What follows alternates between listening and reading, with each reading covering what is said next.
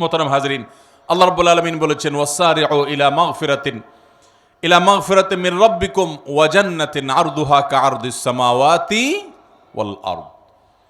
তোমরা আল্লাহর মাগফিরাতের দিকে দৌড়াও, প্রতিযোগিতা করো, অগ্রসর হও এবং জান্নাতের দিকে অগ্রসর হও, যে জান্নাতের প্রস্থ এই নবমণ্ডল এবং ভূমণ্ডল সমূহের যে দূরত্ব আছে, এ দুয়ের মধ্যে যত পার্থক্য আছে এরকম, সেই জান্নাতের দিকে তোমরা দৌড়াও, প্রতিযোগিতা করো, সেদিকে অগ্রসর হও, মুসারা করো। আল্লাহর মাগফিরাত এবং জান্নাতের দিকে তোমরা অগ্রসর হও, সেদিকে অগ্রসর হও, সেদিকে আগাও। যেই জান্নাত আল্লাহ তৈরি করেছেন উইদ্দাত লিল মুত্তাকিন, মুত্তাকিদের জন্য। জান্নাত কাদের জন্য তৈরি হয়েছে ভাই? মুত্তাকিদের জন্য। নামে মাত্র মুসলমান, তাকওয়া তাহারাতের নামগন্ধ নাই, জান্নাত তাদের জন্য তৈরি হয় নাই ভাই। জান্নাত তৈরি হয়েছে আল্লাহর সেসব বান্দাদের জন্য যারা শুধু নামে মুসলমান না, যারা মুসলমানের মধ্যে আফার ক্লাসের মুসলমান, যারা মুত্তাকি। আল্লাহ তাআলা আমাদের সবাইকে মুত্তাকি হওয়ার তৌফিক দান করুন।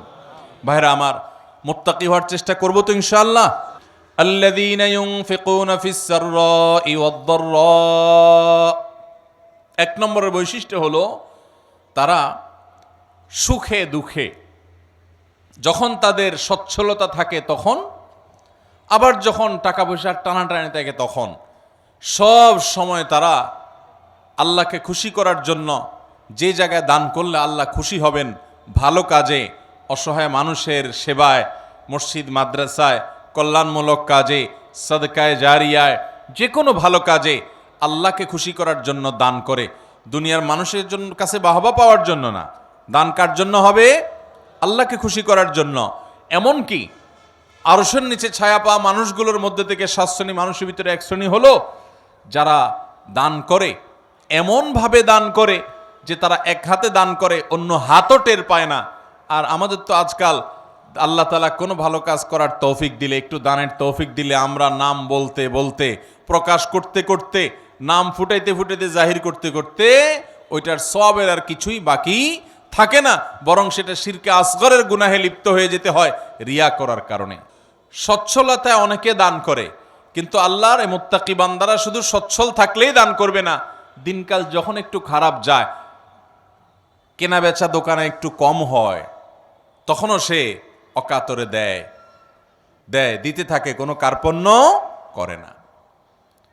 তাহলে এই বৈশিষ্ট্যটা আমাদের, যার মধ্যে যতটুকু ঘাটতি আছে, এই মাহফিল থেকে, মজলিস থেকে আসুন মনে মনে নিয়ত করে নেই যে ইনশাআল্লাহ এখন থেকে আল্লাহ তাআলা আমাকে যতটুকু তৌফিক দিবেন ওখান থেকে আমি কিছু আল্লাহর রাস্তায় দান করব, আল্লাহকে খুশি করবার জন্য দিব। এবং যখন আমদানি ইনকাম অনেক ভালো তখনও দিব, যখন ইনকাম নাই, একেবারে টানাটানি আছে, ওখান থেকে একটু বাঁচিয়ে হলেও দিব। কারণ আল্লাহ তাআলা আমার দানের পরিমাণ দেখবেন না, আল্লাহ দেখবেন আমার সামর্থ্যের তুলনায় আমি কতটুকু করলাম। ঠিক না বে ঠিক? ভাইরা আমার, সাহাবা একরাম যা দান করেছেন রাদিয়াল্লাহু তাআলা আনহুম আজমাইন, তারা যা দান করেছেন, আজকের যুগে এমন বহু লোক বাংলাদেশে আছে, পৃথিবীতে অনেক দানবীর আছে যারা এত কোটি কোটি টাকা, মিলিয়ন মিলিয়ন বিলিয়ন বিলিয়ন টাকা আল্লাহর রাস্তায় দান করে, দিনের কাজে দিয়ে দেয়, মানুষের সেবায় দান করে, হয়তো ইখলাসের সাথেও দান করে।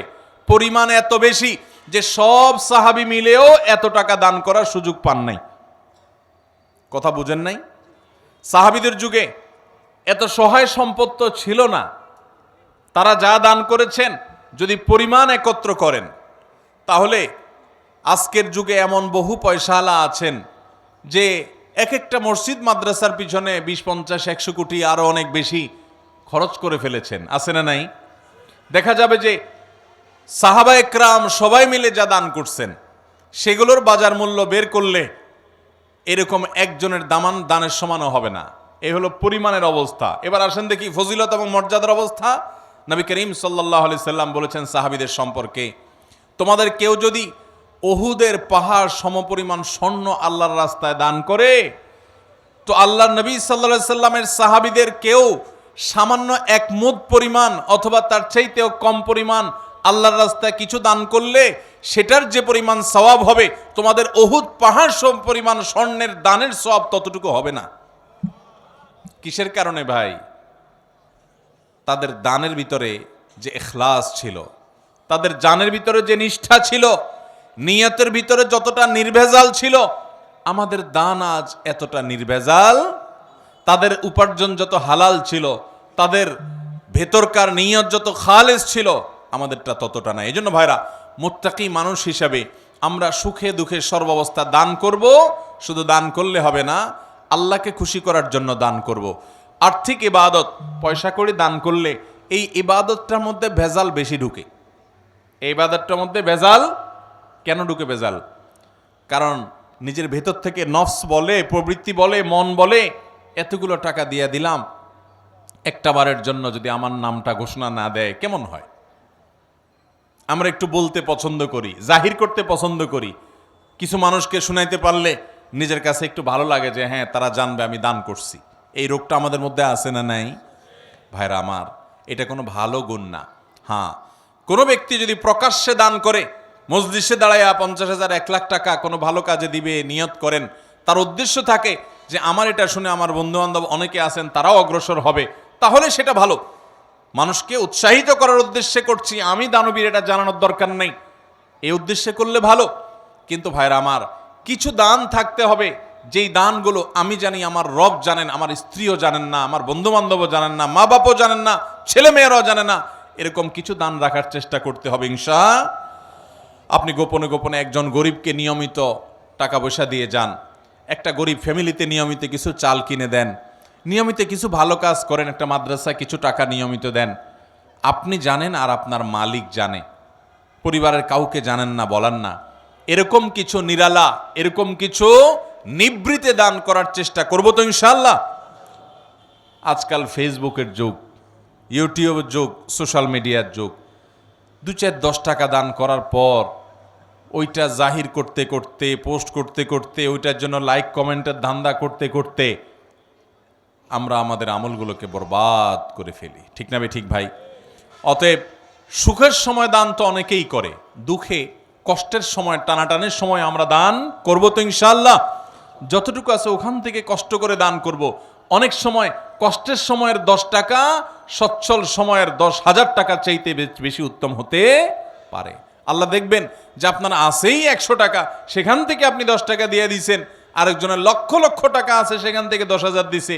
অতএব তার চাইতে আপনার ত্যাগের পরিমাণ বেশি। অতএব সর্বাবস্থা দান করব তো ইনশাআল্লাহ। আপনার আমার ভিতরে সেটা আছে না নাই, ওইটা রিলেট করি, ওইটা খেয়াল করি, যেটা নাই ওইটা আনার চেষ্টা করি, করব তো ইনশাআল্লাহ। আল্লাহ তাআলা আমাদের সবাইকে তৌফিক দান করুন।